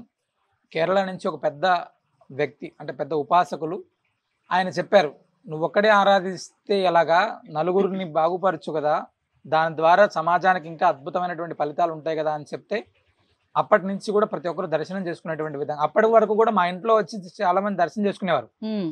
అలా కాకుండా సమాజానికి ఉపయోగపడే విధంగా అందరికీ దర్శనం అయ్యేటట్టు విధంగా మనం ఏర్పాటు చేసామండి. అంటే ఒక పెద్ద జ్యోతిష్యుడు ఆయన, అదేవిధంగా నృసింహ ఉపాసకులు ఆయన చెప్పినటువంటి మాట అందరికి అంటే భగవంతుడే చెప్పించాడేమో అనేటువంటి సంకల్పంతోటి మనం అందరికీ దర్శనం ఏర్పాటు చేసాం. అంతే కదా! ఎందుకంటే సాక్షాత్తు నరసింహస్వామి వారే మీకిచ్చినప్పుడు, ఆయన ప్రజల మధ్యలో ఉండటానికి ఇష్టపడతారు కానీ, ఇంటి లోపల అవునమ్మా. ఉండటానికి ఇష్టపడరు కదా! అవునమ్మా. కానీ ఏ మాట కామాట అంటే మీ చేతుల ద్వారా ఇలాంటి ఒక మంచి కార్యక్రమం జరగాలని ఆ పెద్దాయనతో చెప్పించారనుకుంటున్నాను. 750 సంవత్సరాల తర్వాత అందరికీ దర్శన భాగ్యాన్ని ఇచ్చేటువంటి అవకాశం వచ్చింది. అంటే మీ వంశంలో ఆ అదృష్టం మీకొచ్చింది అని అవునమ్మా. మీరు చాలా నమ్ముతున్నారు. అద్భుతంగా నమ్ముతాను ఖచ్చితంగా అది. నాకు కూడా అనిపిస్తుంది. అంతే కదండీ! 9 తరాల తర్వాత మళ్ళీ స్వామిని మన కృష్ణ చైతన్య వారి చేతుల మీదుగా ప్రజల సందర్శనార్థము, అందులోనూ సహజంగా ఆయన మంత్రాలు కూడా చాలా చక్కగా చదువుతారు. ఆయన పూజారి కూడా స్వతహాగా. సో, ఇది కూడా చాలా చక్కగా అనిపిస్తుంది గదా! నాకైతే చాలా మంచిగా అనిపిస్తుంది. అంటే అవునమ్మా. మీరు స్వతహాగా ఒక పూజారి. అలాగే సాలగ్రామం మీ యొక్క వంశ ఆస్తి అని చెప్పొచ్చు. అవునమ్మా. ప్రజలకి చాలా సేవలు కూడా అందిస్తున్నారు. ఇందాక చెప్పినట్టు చిన్న రెబలిస్టిక్ నేచర్ కూడా ఉంది. అలాగే మీకు డాక్టరేట్ మీ సేవలకు గాను డాక్టరేట్ అవార్డు కూడా మీరు తీసుకున్నారు. సో, ఇప్పుడు మీరు డాక్టర్ కృష్ణ చైతన్య స్వాములు. అవునమ్మా. ఈ రెబలిస్టిక్ అంశం గురించి మనం మాట్లాడదామా? ఏంటంటే సహజంగా ఇప్పుడు మనకు ఈ మత మార్పిడి వ్యవస్థ అనేది చాలా పెద్ద ఎత్తున జరుగుతుంది. వ్యవస్థ అని ఎందుకన్నా అంటే నిజంగా వ్యవస్థలాగా పనిచేస్తున్నారు. దట్టు ఈ భద్రాచల క్షేత్రం అనేది రాములవారి క్షేత్రం. ఇలాంటి క్షేత్ర చుట్టుపక్కల్లో చాలా గిరిజన ప్రాంతాలు ఉన్నాయి. అండ్ వారితో మీకు చక్కటి అనుబంధం ఉందని కూడా విన్నాను. అక్కడ కూడా మత మార్పిడి చాలా జరుగుతుంది. వాళ్ళ ఈ మత మార్పిడి వల్ల ఎంతో నష్టపోతుంటే వాళ్ళని మళ్ళీ మీరు గర్వాపసి అన్నది చాలా పెద్ద రెబలిస్టిక్ యాక్ట్. అంత ఈజీగా వాళ్ళు నమ్మి వెనక్కి రాలేరు. అవును. అలాంటి వారిని అసలు మీరు ఎలా మార్చే ప్రయత్నం చేస్తారు? అంటే ఒక మత్తులో ఉండిపోతారు. ఒక మత ఉన్మాదంలోకి వెళ్ళిపోతారు మతం మారిన తర్వాత. వాళ్ళని మీరు ఏ అంశం తీసుకొని మళ్ళీ వాళ్ళను వెనక్కి తీసుకురాగలుగుతున్నారు? అంటే గిరిజన ప్రాంతాల్లో ఎప్పుడైతే అంటే వాళ్ళ దగ్గరికి వెళ్తే అంటే చాలా ప్రాంతాల్లో జరిగేటువంటి పెద్ద సమస్య ఏమవుతుందంటే హరిజన గిరిజన గ్రామాల్లో అంటే మమ్మల్ని అన్నిటికీ దూరంగా పెడతారు అనేటువంటి దాన్ని బాగా నమ్ముతారు వాళ్ళు. అపోహ కావచ్చు, ఏదైనా కావచ్చు. ఆ జరిగినప్పుడు ఏమవుతుందంటే ఈ యొక్క మత మార్పిడి ప్రభావం పాస్టర్లు కావచ్చు, ఎవరైనా పదే పదే ఆ ప్రాంతాన్ని సందర్శిస్తుంటారు, ఎవరింటికి వెళ్ళడం ఇలాంటి. అవును. అది మనం ఎందుకు చేయలేకపోతున్నాం అనేటువంటి చిన్న ఆలోచనతోటి పదే పదే గిరిజన గ్రామాలను సందర్శించి ఈ ప్రాంతంలో చాలా గిరిజన గ్రామాలు కావచ్చు, ఎస్సీ కాలనీస్ కావచ్చు, ఇవన్నీ ప్రాంతాల్లో పదే పదే మనం వెళ్ళి అక్కడ ఆ ప్రాంతంలో మనం చేసేటువంటి చిన్న చిన్న కార్యక్రమాల ద్వారా అంటే కొంతమంది ఉండేటువంటి హిందువులకు కావచ్చు మనం చేస్తుంటే చాలామంది అంటే ఒక అర్చకుడు అనేటువంటి వాడు మన ఇంటి దగ్గరకు వస్తే వాళ్ళ ఆనందం చాలా అద్భుతంగా ఉంటుందమ్మా. అవును. అది పదే పదే జరుగుతుంటే ఏమవుతుందంటే చాలా మంది అరే నిజంగా అయ్యగారులు కూడా మన దగ్గరకు వస్తారా, మన దగ్గరకు వచ్చి వాళ్ళు ఉంటున్నారా అనేటువంటి దాన్ని వాళ్ళ దాకా తీసుకెళ్ళినప్పుడు ఆ సమయంలోనే కరోనా విపత్కర పరిస్థితి రావడం. ఈ కరోనా విపత్కర పరిస్థితి వచ్చినప్పుడు చాలా ప్రాంతాల్లో మీరు చెప్పినటువంటి ఈ యొక్క మత మార్పిడి ప్రభావం ఉన్నటువంటి ప్రాంతాల్లో ఎవరు వచ్చి వాళ్ళకి ఏ హెల్ప్ చేయలేదమ్మా. ఆ సమయంలో మన నృసింహ సేవావాహిని అనేటువంటి సంస్థ లక్షల మందికి ఆహారాన్ని అందించింది, మందులు అందించింది. వాళ్ళ కరోనా హాస్పిటల్స్ వెళ్తే అక్కడ వాళ్ళకి ఇబ్బంది ఉన్నటువంటి ప్రాంతాలు చాలామంది సేవ చేశారు. అప్పుడు వాళ్ళకు అంటే మనం నిజంగా కూడా ఇలాంటి వారినే కదా మనం ఆశ్రయించాలి అని చెప్పి ఉమ్, చాలా ప్రాంతాల్లో వెళ్ళిపోయినటువంటి ఊర్లు వెనక్కి వచ్చి ఉమ్. ఇప్పుడు స్వధర్మంగా ఉన్నారు. ఇప్పుడు సహజంగా అదే మత ఉన్మాదంలోకి వెళ్ళిపోయిన వాళ్ళకి కేవలం పూజా కార్యక్రమాలు చేస్తే వెనక్కి వస్తారంటారు. అంటే మీరు ఏదైనా వాళ్ళకి చెప్పి అంటే మన ధర్మం గురించి వివరణ చేసే ప్రయత్నం చేశారా? అంటే ఇక్కడ ధర్మం గురించి చెప్పడం అనేటువంటిది ఒకటైతే, ఈ యొక్క ధర్మ ప్రభావం అంటే మనం ఏం కోల్పోయాము అనేటువంటిది చాలా చక్కగా చెప్తున్నాం అమ్మ. అంటే ఉమ్, దీంట్లో ఉంటే మనం ఏం పొందుతున్నాం, ఉమ్, ఉమ్. దీన్ని వదిలేస్తే మనం అంటే తల్లిని మనం మార్చలేం కదా, అవును. ఖచ్చితంగా తల్లిని మార్చలేం. అలాంటి దాన్ని మనం ఏకంగా మతాన్ని మార్చుకొని ఉండేటువంటి దాంట్లో అదే విధంగా మనం భారత రాజ్యాంగం మనకిచ్చినటువంటి హక్కులు కూడా కోల్పోతాం కొన్ని కొన్ని పరిస్థితుల్లో. అవును. అవును. అలాంటివి కూడా వాళ్ళకి తెలియజేసి చాలా ప్రాంతాల్లో మనం అయితే చాలా మందికి అంటే జ్ఞానోదయం అయ్యేలాగా చేసామని చెప్పొచ్చు ఒక రకంగా. ఉమ్. అదే నేను అడగాలనుకున్నాను. అంటే ఊరికే వాళ్ళు ఎలాగో బోలెడని మాయమాటలు చెప్పి మతం మార్చేస్తారు. ఆ మాయ మాటల్లోంచి మళ్ళీ ఒక రియాలిటీలోకి తీసుకొని రావాలంటే మీరు ఆ నిజాన్ని, ఎందుకంటే నిజం అంత తొందరగా ఎక్కదు మాయ ఎక్కినట్లుగా. ఆ నిజం మీరు ఎలాంటి మాటలు చెప్పి వాళ్ళని వెనకంటే మన రామాయణ కథ గాథలు వివరిస్తారా, లేకపోతే భద్రాచల క్షేత్రం యొక్క ఆ గొప్పతనం వివరిస్తారంటే ఏం చెప్పి మీరు వాళ్ళని అంటే వెనక్కి నేను తీసుకొస్తారు? నేను చెప్పు మనం ఏమవుతుందంటే ఏమో పురాణాలు ఇతిహాసాల్లోకి వాళ్ళని తీసుకెళ్లాలంటే ఫస్ట్ ఉమ్, కనీసం ముందు భగవంతుడు అనేటువంటి వాడు మన కోసం ఉన్నాడు అనేటువంటి నమ్మకాన్ని కల్పించేటువంటి ప్రయత్నం చేస్తున్నాము. కరెక్ట్. అంటే మన కోసం ఏదైనా చేయడానికి ఒక మనిషి అనేటువంటి వాడు వాడి దగ్గరికి వెళ్తే కరెక్ట్. తర్వాత భగవంతుడి దగ్గరికి వాడొస్తాడు. ముందే తీసుకొని వెళ్ళి నువ్వు కొబ్బరికాయ కొట్టు, పూజ చెయ్యి, ఇవన్నీ చెయ్యి, రాముడిను రామాయణం విను, లేకపోతే భారతం విను, కృష్ణుడు విను అంటే వాళ్ళు అప్పటికే వాళ్ళ దాంట్లో అంటే రాముడు లేడు కృష్ణుడు లేడు అనేటువంటి అవును. అపోహలో ఉన్నారు అవును. అటువంటి వాళ్ళకి. నీకు కష్టం వస్తే వాళ్ళందరూ అక్కర్లేదురా బాబు, ముందు నేను అనేటువంటి వాడిని వస్తున్నాను ముందు, ఉమ్, అవి ముందు మనం ఇక్కడ తీర్చుకోగలిగితే అప్పుడు భగవంతుడి దగ్గరికి వెళ్దాం అని చెప్తున్నాను. ఆ విధంగానే చాలా మందికి దగ్గర అయ్యామమ్మ. అంటే నృసింహసేవాయన అనేటువంటిది అవును. ముందు ఆ ప్రాంతంలో ఉండేటువంటి సమస్యను ఏదైతే ఉందో ఆ సమస్యను గుర్తించి దాన్ని క్లియర్ చేస్తున్నాం ఫస్ట్. అదే అడగాలనుకున్నా. అంటే మీరు ఈ నృసింహ సేవా వాహిని అనే ఒక సంస్థను నిర్మించారు కదా. ఈ సంస్థ మొదటగా ధర్మరక్షణ కోసమే స్థాపించబడిందని నేను విన్నాను. అవునమ్మా. అంటే మన హిందూ ధర్మం గురించి ప్రజలకు తెలియచెప్పే విధానం. అంటే అవును. మీరు దేవుడు మిమ్మల్ని దగ్గరికి రానివ్వరు, అంటే మీరు హరిజనులు, మీరు ముట్టుకోవడానికి వీల్లేదు, ఇలాంటి ఒక అపోహల్లో బ్రతుకుతున్నారు కదా గిరిజన వాసులు. అవునమ్మా. అలా ఏం కాదు, మేము కూడా వస్తాము, అర్చకులు మిమ్మల్ని ఏమి ముట్టుకోకుండా దూరంగా ఉండరు అనేటటువంటి ఒక తత్వాన్ని మొదటగా వాళ్ళకి మీరు అందించే ప్రయత్నం చేశారా? అవునమ్మా, ఖచ్చితంగా. ఒక ఒక హరిజన అర్చకుని నేను భుజాల పైన తీసుకెళ్లి ఆలయ ప్రవేశమే చేయించాం. ఉమ్, అంటే అంత అద్భుతంగా అంటే మీ ప్రాంతంలో కాదు ఏకంగా మీ దగ్గరికే భగవంతుడు వస్తాడని చెప్పి ఉమ్, నృసింహస్వామిని వాళ్ళ ప్రాంతంలో తీసుకెళ్లి వాళ్ళతోటే పూజ చేయించేటువంటి కార్యక్రమం చేశాం. అంటే నమ్మకం అనేటువంటిది అక్కడ చాలా అద్భుతంగా పునాదిలాగా పనిచేస్తుందమ్మా. ఉమ్. భగవంతుని మన దగ్గరికి వస్తే అంతే కదా. అద్భుతంగా ఉంటుంది వాళ్ళకి. ఆ ఆనందంతో చాలా ఇప్పుడు ఈ ఊరు తర్వాత పక్క ఊరికి ఆటోమేటిక్ అరే మా ఊర్లో ఇట్లా పూజలు జరిగాయి, అవును. మీరు కూడా వెళ్తే హ్యాపీగా అక్కడ చేసుకోవచ్చు. ఈ విధమైనటువంటి నమ్మకాన్ని చాలా ప్రజలకు తీసుకెళ్ళాం. ఉమ్. చాలా అద్భుతమైనటువంటి సక్సెస్ అయ్యామమ్మా. ఇదైతే నాకు చాలా సంతోషం. ఎందుకంటే ఇప్పుడు మన తిరుమలలో చూసుకుంటే స్వామివారు లోపల కాకుండా బయట మాడ వీధుల్లో తిప్పుతారు. అంటే ఆయనకి ఇష్టం అవునమ్మా. ప్రజల్ని ఆయనే దగ్గరగా చూడడం. అలాగే మన ఊర్లలో వచ్చేసి ఊరేగింపు చేస్తారు స్వామికి. అవునమ్మా. అందరూ ఇప్పుడు ఈ కాలంలో చాలా మంది అనుకుంటారు స్వామి ఊరేగుతున్నాడని. స్వామి మన ప్రజల్ని కోసం. మన కోసం, అంటే ఆయన దగ్గరుండి మనుషుల్ని చూడడానికి ఆయన వస్తున్నాడు. ఇష్టపడతాడు. సో అలాగా మీరు స్వామిని తీసుకెళ్లారు ఆ ప్రాంతాలకి. ఆ ప్రాంతాల్లోకి ప్రత్యక్షంగా భగవంతుని తీసుకెళ్లి వాళ్ళతోటే పూజ చేయించేటువంటి కార్యక్రమం చేస్తున్నాము. అంటే ముట్టుకోకూడదు ఇలాంటివి కాకుండా అవును. వాళ్ళతోటే పూజ చేయించేటువంటి కార్యక్రమం. నేను ఇది కూడా విన్నాను, అక్కడ ఉన్న ఆ గిరిజన వాసులకే మీరు ఒక పూజా విధానం నేర్పించి గుడి కూడా కట్టించి వాళ్ళే పూజా అర్చనలు చేసుకునేలాగా చేస్తున్నారు. అలాగే ఆ పూజ దీప నైవేద్యాలకు కూడా కొంచెం ఫండ్స్ కూడా మీరే వాళ్ళకి సహకరిస్తున్నారని విన్నాను. అవునమ్మా. అంటే గిరిజన ప్రాంతాల్లో ఏమవుతుందంటే మనం పూజ చేయించి మరుసటి రోజు మనం బయటకు వచ్చేసాం అనుకోండి, తెల్లవారి వాళ్ళకి ఏం చేసుకోవాలో అర్థం కాకపోతే చాలా ఇబ్బందులు ఉంటాయి. కరెక్ట్. ఆ ప్రాంతంలో చాలా ప్రాంతాల్లో చిన్న చిన్న మందిరాలు కూడా లేనటువంటి ఎన్నో ఊర్లు ఉన్నాయమ్మా. అవును. అంటే భక్తులందరి సహకారంతో చిన్న చిన్న భజన మందిరాలని అక్కడ ఆంజనేయ స్వామి కావచ్చు, రాముడు కావచ్చు, కృష్ణుడు కావచ్చు, శివుడు కావచ్చు, చిన్న చిన్న మందిరాలను ఏర్పాటు చేసి వాళ్ళకు పూజా విధానం నేర్పించి వాళ్ళే పూజ చేసుకునేటువంటి విధంగా ఏర్పాటు చేస్తున్నాం.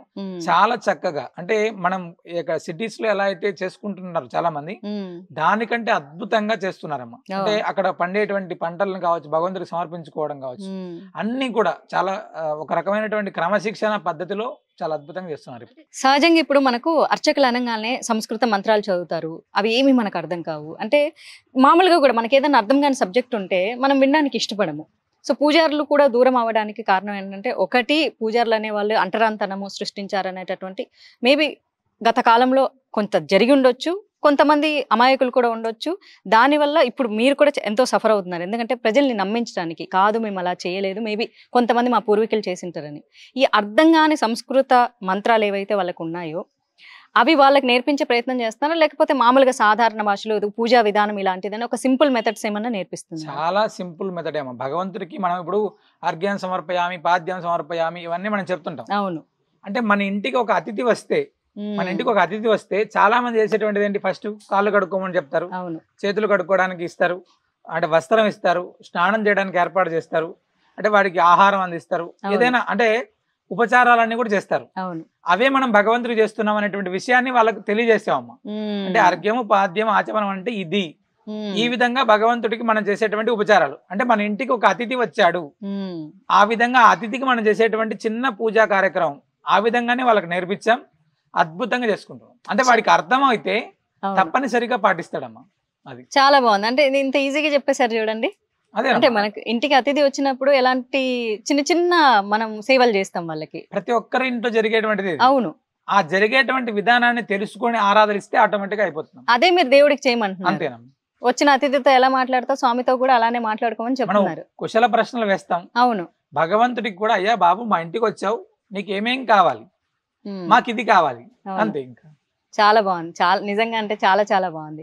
ఇప్పటికి మీరు అంటే ఎన్ని గిరిజన ప్రాంతాలు మీరు సందర్శించారు? పైగా అక్కడి వాళ్ళకి మిమ్మల్ని దేవుడిలా చూస్తారని అయితే నేను విన్నాను.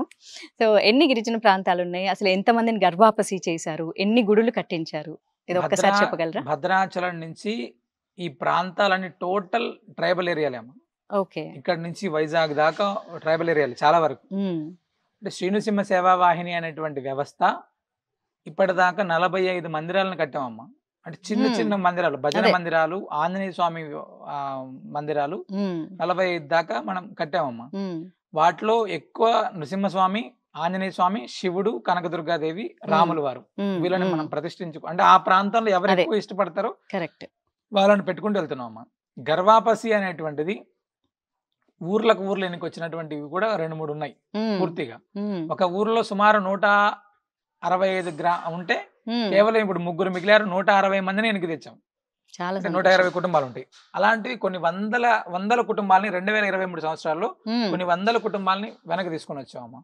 మళ్ళీ కొనసాగుతూనే ఉంటుంది, నిరంతర ప్రక్రియ. అది ఎప్పుడు చేస్తూనే ఉంటాం, జరుగుతూనే ఉంటుంది. అవును. అందుకే నేను రెబలిస్టిక్ అనే వర్డ్ యూస్ చేసే. రెబలిస్టిక్ అన్నది అదేమి చెడ్డ పదం కాదు. అంటే ఒక దాని మీద మనం పోరాటం చేయటం. అంటే నష్టపోతుంటే, ఎక్కడైతే సనాతన ధర్మం నష్టపోతుందో, ఎక్కడైతే మన ప్రజలు ఈ మూఢత్వం, మతం అనేటటువంటి మూఢత్వంలో, మనది మతం కాదు, ధర్మం, అందులోకి మళ్ళీ ధర్మ మార్గంలోకి మళ్ళీ మీరు తీసుకొస్తున్నారు. నిజంగా చాలా సంతోషం. అయితే ఇంకోటి కూడా విన్నా, ఈ వారికి గిరిజన వాసులకి ఆరోగ్య సమస్యలు బాగా ఉన్నప్పుడు ఆర్థికమైనటువంటి కష్ట నష్టాలు వాళ్ళకు ఉంటాయి.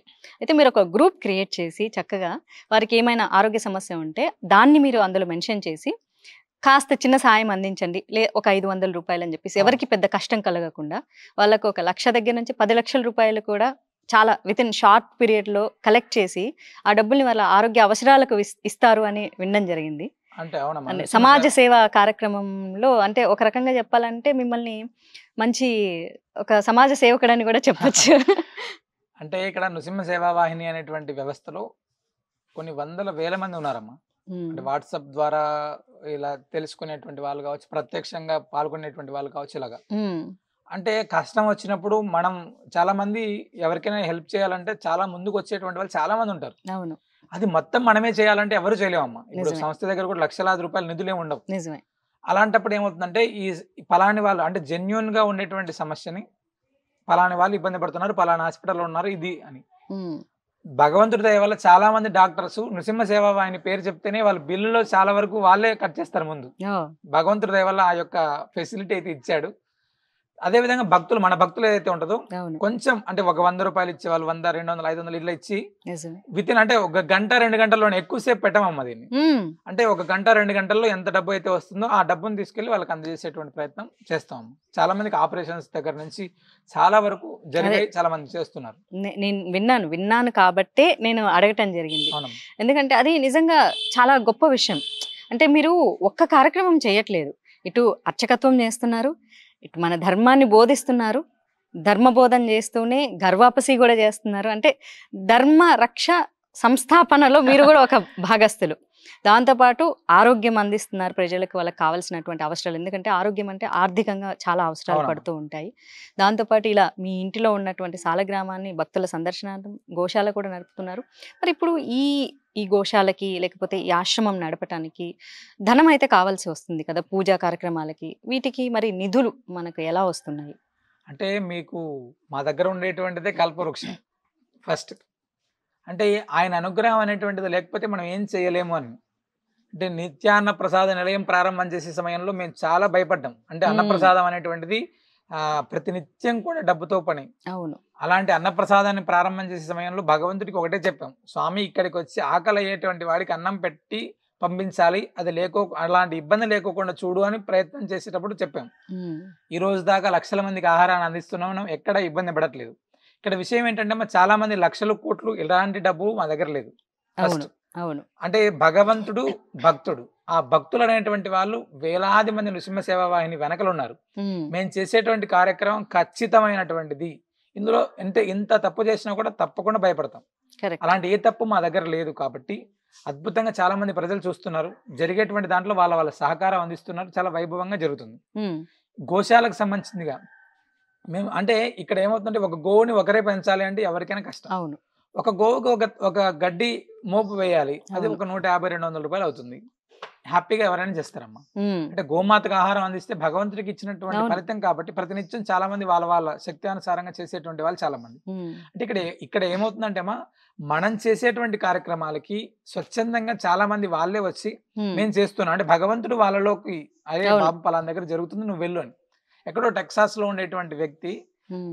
యూట్యూబ్ ఛానల్ ద్వారా ఇలా చూసి ఆయన మేము చేసే నిత్యాన్న ప్రసాద నిలయానికి ప్రతి నెల ఆయన వంతు సహకారం అందిస్తున్నారు. ఒక ఆయన హ్మ్. హ్మ్. ఒక బియ్యం మన దగ్గరికి ఒక అవును. బియ్యం ప్రతినిత్యం కదా అవసరం. అవును. ఒక వ్యక్తి స్వామి మీకు అక్కడ ఎన్ని బియ్యం అవుతాయో దాంట్లో నేను కూడా నా వంతుగా నేను పంపిస్తాను.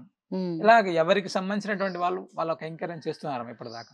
అంటే మీరు సంకల్పం చాలా గట్టిగా చేశారు. అది అలా కంటిన్యూ అవుతుంది ఆ అవునమ్మా. భగవంతుడి కృప ద్వారా. అవునమ్మా. ఇప్పుడు మనకు గోశాల ఉంది కదా! ఈ గోశాలకి అంటే మీరు ఎక్కడైనా తెచ్చుకుంటారా? లేకపోతే అనాథ గోవుల్ని ఎవరైనా తీసుకొచ్చి ఇక్కడ సమర్పిస్తారా? అంటే చాలా వరకు ఇక్కడ మన దగ్గర ఉండేటువంటి గోవులన్నీ కూడా హ్మ్. వివిధ రకాలుగా ఇబ్బంది పడుతూ మన దగ్గరకు వచ్చినటువంటి గోవులు కొన్ని అయితే మనం కొన్ని అంటే పూర్తి స్థాయిలో నాటావులు ఉండాలనే ఉద్దేశంతో మనం అవును. చిన్నప్పటి నుంచి పెంచుతున్నటువంటి ఆవులు కొన్నామా. హ్మ్. ఇప్పుడు మన దగ్గర ఉన్నటువంటి ఈ 11 ఆవులు కూడా హ్మ్. ఆ విజయవాడ ప్రాంతంలో బాగా ఇబ్బంది పడుతూ ఉండేటువంటి ప్రాంతంలో ఒక కుటుంబం మనకి ఇచ్చినటువంటి ఆవులమ్మ అవి. ఓకే.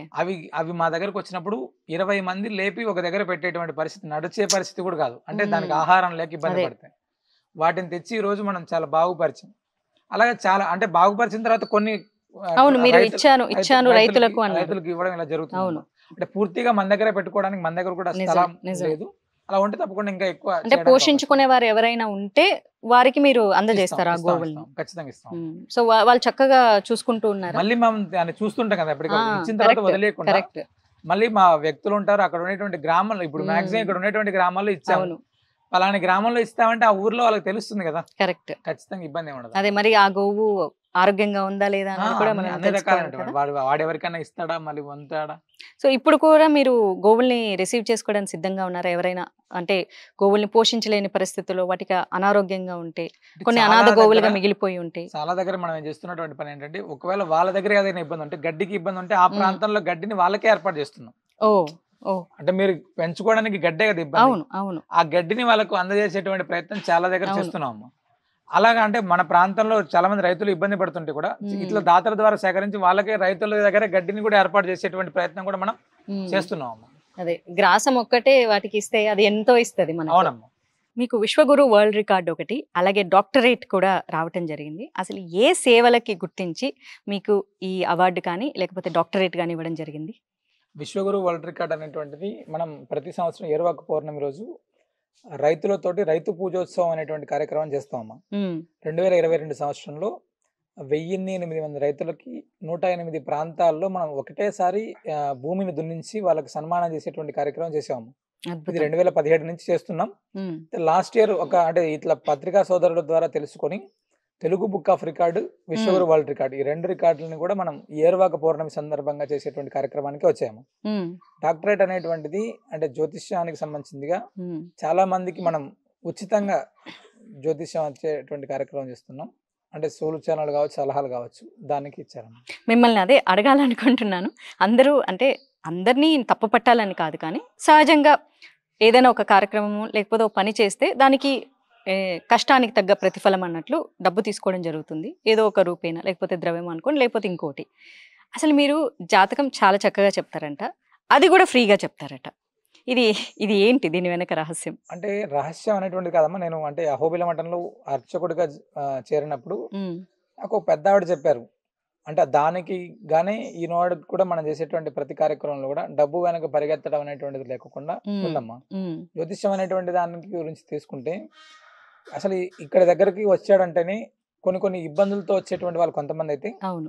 కొన్ని తెలుసుకోవాలనేటువంటి వాళ్ళు కొంతమంది. కరెక్ట్. ఇబ్బందిగా ఉండేటువంటి వాడి దగ్గర మళ్ళీ డబ్బు తీసుకొని వారిని మానసికంగా ఇబ్బంది పెట్టడం అనేటువంటిది నాకు ఇష్టం ఉండదు. హ్మ్. అది ఆ విధంగానే మొదటి నుంచి కూడా వచ్చినటువంటి వాళ్ళకి సూచనలు, సలహాలు కావచ్చు, ఏదైతే ఉందో అవన్నీ కూడా చెప్పడం అలవాటు చేసుకున్నాను. హ్మ్. ఇప్పటికి 15 సంవత్సరాల నుంచి కూడా అదే కార్యక్రమం చేస్తున్నాను. హ్మ్. సో అంటే ఎక్కడ కూడా ఎవరి దగ్గర కూడా మీరు డబ్బులు తీసుకోలేదనే విన్నాను. సో అవునమ్మా. వాళ్ళు ఏదన్నా అంటే జ్యోతిష్యానికి సంబంధించినగా అయితే అవును. ఖచ్చితంగా జ్యోతిష్యంకి. రోజు చాలా మంది వస్తారు. ఆ అవును. చాలా మంది వచ్చినటువంటి ప్రతి ఒక్కరికి అది ఎంత టైం పట్టినప్పటికీ కూడా చెప్పి హ్మ్. పంపిస్తూనే ఉంటాం. దానికి హ్మ్. ఎటువంటి డబ్బు తీసుకోవడం కానీ ఇలాంటివి ఏమి ఉండవు. సంతోషం. అలాగే ఇంకొకటి కూడా నేను వినడం జరిగింది. ఏంటంటే మీరు ఇందాక మీ మాటల్లోనే చెప్పారు. దళితుడిని భుజాల మీద ఎత్తుకొని తీసుకెళ్ళాను గుడి వరకు అని. దాంతో పాటు అసలు మొదటగా ఏంటంటే అసలు ఎత్తుకొని వెళ్ళాల్సిన అవసరం ఏమొచ్చింది? అంటే సహజంగా కొంతమంది జనాలు లేకపోతే ఏథిస్టులు ఇదంతా పబ్లిసిటీ స్టంట్ అనుకునే అవకాశం కూడా ఉంది. అసలు ఎత్తుకోవాల్సిన అవసరం ఎందుకొచ్చింది? అండ్ దాంతో పాటుగా మీరు భిక్షాటన కూడా చేస్తున్నారు గిరిజన ప్రాంతాల్లో అని విన్నాను. అసలు ఈ 2 ఎందుకు జరిగాయి? 2000 సంవత్సరాల క్రితమే లోకసారంగముని అనేటువంటి దాన్ని, అంటే తిరుపాణాల్వార్ అనేటువంటి ఆల్వార్ని కాలేయ అర్చకుడు ఆనాడే ఆలయ ప్రవేశం చేయించాడు ఎత్తుకొని. హ్మ్. హ్మ్. కానీ ఆ విషయాన్ని ఇప్పుడు ఎవరు సమాజానికి చెప్పరమ్మా. అవును. మనం ఇంకా దూరం ఉన్నాము అనేటువంటి దాన్ని. ఆ దూరం ఉండట్లేదురా బాబు, మనందరం ఒకటే, కావాలంటే నేను ఎత్తుకొని తీసుకెళ్తాను నేనని చెప్పేటువంటి దాన్ని మాత్రం ఇది. అంటే ఇక్కడ ప్రచారం చేసుకోవాల్సినటువంటి అవసరం నిజంగా మీరు అన్నట్టు ఇందాక నిజం బయటికెళ్ళేలోపు అబద్ధం బయటికెళ్తుందని, కరెక్ట్. మన దగ్గర నిజాలు అనేటువంటివి చాలా నిగూఢంగా లోపల ఉన్నాయి. అబద్ధాలు అనేటువంటి మాత్రం విశ్వం అంతా తిరుగుతున్నాయమ్మా. అవును. అంటే ఎక్కడ కూడా అలాంటి వ్యవస్థలు లేవు అని చెప్తున్నప్పటికీ కూడా హ్మ్. కొన్ని ప్రాంతాల్లో జరిగేటువంటి దాన్ని బూచిగా చూపి కరెక్ట్. అన్నిటిపైన అవి ఆపాదిస్తున్నారు. అలాంటివి కరెక్ట్. కాదు అని చెప్పడానికి ఈ ప్రయత్నం అమ్మా. అంటే భిక్షాటన అనేటువంటిది అవును. అందరూ సమానమే. అంటే నృసింహ దీక్ష కాలంలో ప్రతి హ్మ్. సంవత్సరం కూడా ఈ ప్రాంతంలో చాలా అద్భుతంగా నృసింహ దీక్ష చేస్తారు. హ్మ్. ఆ నృసింహ దీక్ష కాలంలో ప్రతి ఇంట్లో కూడా, హ్మ్. అంటే పేదవాడు కావచ్చు, ధనికుడు కావచ్చు, ఎవరైనా కావచ్చు, అందరి దగ్గర హ్మ్. ఆ దీక్షా కాలంలో మనలో ఉండేటువంటి అన్ని అరిషడ్ వర్గాలను వదలాలి అనేటువంటి ఉద్దేశంతో హ్మ్. ప్రతి గడపకు వెళ్ళి భిక్షాందేహి అనేటువంటి దాంతో హ్మ్. వాళ్ళు ఇచ్చేటువంటి బియ్యము, ద్రవ్యం తీసుకొని హ్మ్. నృసింహ దీక్ష పూర్తయిన తర్వాత హ్మ్. ఆ బియ్యం ఎన్నైతే వస్తాయో ఆ బియ్యంతో కొన్ని వేల మందికి ఆహారాన్ని హ్మ్. వడ్డించి ఆ ద్రవ్యంతో ఆ హోమం చేసేటువంటి కార్యక్రమాన్ని చేస్తున్నాం. ఓ. గత 8 సంవత్సరాల నుంచి కూడా ఈ కార్యక్రమం చేస్తున్నాం. హ్మ్. చాలా అద్భుతంగా నృసింహ దీక్ష జరుగుతుందమ్మా. అవును. అంటే భిక్షాటన అనేటువంటి దాంట్లో ఏమవుతుందంటే మనలో ఉండేటువంటి అన్ని అహంకారాలని కూడా పోగొడుతుంది అనేటువంటి దాన్ని మేము పూర్తిగా నమ్ముతాం. ఆ విధంగానే చేస్తున్నాము. కరెక్ట్. అంటే మన ధర్మంలో కూడా చెప్తారు గదా! అవును. అంటే మనలో అంతో ఇంతో అహంకారం అనేది ఖచ్చితంగా ఉంటుంది. ఎప్పుడైతే మనం ఇంకొకరి దగ్గర భిక్షాందేహి చెయ్యి ఆటోమేటిక్ చాపితే పోతుంది అని ఆటోమేటిక్‌గా పోతుంది. ఆ అహంకార ధోరణి మనలో తగ్గించుకోవాలనే మీరు అంటే మీరు ఒక్కరే చేస్తారా స్వామి? మీతో పాటు మీ టీమ్ ఏమైనా చాలా ఉంటుందా? మంది నృసింహ దీక్ష చేసేటువంటి ప్రతి ఒక్క భక్తుడు చేస్తారమ్మా. ఓకే. కనీసం ఒక 50 ఇళ్ళైనా వెళ్ళి చేయమని చెప్తాం మేము. ఓకే. చాలా అద్భుతంగా చేస్తారు. చాలా హ్మ్. అద్భుతంగా చేస్తారు. ఒక 100 మంది దాకా భక్తులు ఉంటారు. వాళ్ళందరూ కూడా చేస్తారమ్మా. హ్మ్. సో, అంటే ఏదైతే మీరు భిక్షాటన చేసినప్పుడు వచ్చిన పదార్థాలుంటాయో, సో, మళ్ళీ వాటితోని మీరు హోమం వాళ్ళు చేసి ఎవరైతే అవే ప్రసాదాలుగా వండి పెడుతున్నారు. అవునమ్మా. అందరిని పిలుస్తాం. అందరిని పిలిచి ఏ గ్రామాల్లో వాళ్ళని పిలిచి హ్మ్. మళ్ళీ అన్నప్రసాదాన్ని అందరికీ అందించేటువంటి ఎవరైతే మళ్ళీ దానం ఇచ్చారో వాళ్ళకే అన్నప్రసాదం. ప్రసాదాలు అందిస్తారు. చాలా సంతోషం. అయితే ఇందాక అన్నారు డబ్బు జాతకం విషయంలో అసలు డబ్బు తీసుకోవట్లేదు. అలాగే ఎవరైతే మీకు భిక్షాటన ద్వారా వచ్చిందవ్వచ్చు, లేకపోతే దాతలు ఇచ్చిందవ్వచ్చు. ఇటు గోశాలకు కానీ, పూజలకు కానీ, లేకపోతే ఈ పూజ అవసరాలకు అన్ని హోమాలకు ఉపయోగిస్తున్నారు. సహజంగా అందరికి మంచిగా బతకాలని ఉంటుంది. కొంచెం డబ్బు వెనకాల వెళ్ళడం అన్నది సహజమైన విషయం. జాతకంని నేను తప్పు పట్టను. ఎందుకంటే నేను నమ్ముతాను కాబట్టి. కానీ కొంతమంది అధికంగా ద్రవ్యం తీసుకోవడం కూడా జరుగుతుంది. మీరు అసలు ఏది తీసుకోకుండా ఈ సేవ వెనకాల ఎందుకు పరిగెడుతున్నారు? అంటే సేవ చేస్తే నాకు తృప్తి ఉందమ్మా. హ్మ్. అంటే ఇందులో అంటే నాకు ఒక పెద్దావిడ చెప్పారు. మనం చనిపోతే కనీసం నలుగురు అన్నం మానేయాలి అని. హ్మ్. ఖచ్చితంగా. నేనేం నమ్ముతానంటే ఈరోజు నేను చనిపోతే కొన్ని వేల మంది మానేస్తారనేటువంటి దాన్ని నేను నమ్ముతాను. మరి ఇవన్నీ ఎట్లా సంపాదించుకుంటాం అంటే ఒక ఒక ఒక గిరిజన ప్రాంతంలో మనల్ని ఒక గురువులాగా కావచ్చు, ఒక కొడుకులాగా కావచ్చు, ఇవన్నీ దగ్గర తీసుకోవడం అంటే ఎన్ని జన్మల సుకృతం ఉంటేనే జరుగుతుందమ్మా. అంటే అవును. ఇంతమంది ప్రేమ పొందాలంటే చాలా కష్టం. అవును. మరి అవన్నీ పొందిన తర్వాత డబ్బే కావాలి అనుకుంటే ఇవన్నీ పొందలేము. కరెక్ట్. డబ్బును వదిలేసిన రోజు ఇవన్నీ ఖచ్చితంగా పొందుతాం. అవును. మేము అది నమ్మాము. మేము ప్రత్యక్షంగా ఆ యొక్క అనుభూతిని మేము పొందుతున్నామమ్మా. ఉమ్. నాతో పాటు చాలా మంది వచ్చిన ప్రతి ఒక్కరు కూడా చాలా అద్భుతమైనటువంటి గౌరవ మర్యాదలు అవన్నీ పొందుతున్నారు. ఉమ్. ఎన్ని డబ్బులు ఇచ్చినా కూడా ప్రేమ అనేటువంటిది పొందలేము. అది అది నిజమే. ఎందుకంటే డబ్బుతో ప్రేమను ఎప్పటికీ కొనలేరు. ఖచ్చితంగా పొందలేము. మీరు అన్నారు ఒక మాట, పెద్దావిడ చెప్పింది అని. అంటే మనం లేని రోజున ఓ నలుగురు భోజనం మానేయాలని. అంటే ఏంటంటే మన అనేవాళ్ళు మన నుంచి దూరం అయినప్పుడు బాధతో మానేస్తారు. అవునమ్మా. అది మనమేం కోరుకోవట్లేదు ఖర్చు అని. ఎందుకంటే దీని మీద కూడా నెగిటివ్ గా మాట్లాడే వాళ్ళు చాలా మంది ఉంటారు. తప్పకుండా అంటే మనం మాట్లాడతారు. లేనప్పుడు కూడా భోజనం మానేయాలని కోరుకుంటున్నారని. మన అనేవాళ్ళు సహజంగా మనం- కొంచెం మనం దూరంగా వెళ్తేనే లేనటువంటి రోజు, బాధపడతాం. ఆ రోజు Correct. అనేటువంటి ఏదైతే ఉంటుందో- మనసుకు బాధను కలిగిస్తుంది. అది ప్రేమ వల్ల వస్తుంది. అవునమ్మా. చాలా నాకు కూడా చాలా మంచి మాట నేర్చుకున్నా ఈరోజు. మీకు ఎవరు చెప్పారో కానీ ఆవిడకి మాత్రం నిజంగా నమస్కారాలు. ఎందుకంటే ఒక్కొక్కసారి మనం కొంతమందితో మాట్లాడేటప్పుడు కొన్ని మంచి విషయాలు ఈరోజు నేను నేర్చుకున్న విషయం అది. అమ్మా. నిజమే. మనం లేనప్పుడు మన కోసం బాధపడే వాళ్ళు ఒకళ్ళు ఉంటే ఎంతో బాగుంటుంది కదా. అవునమ్మా. ప్రేమ.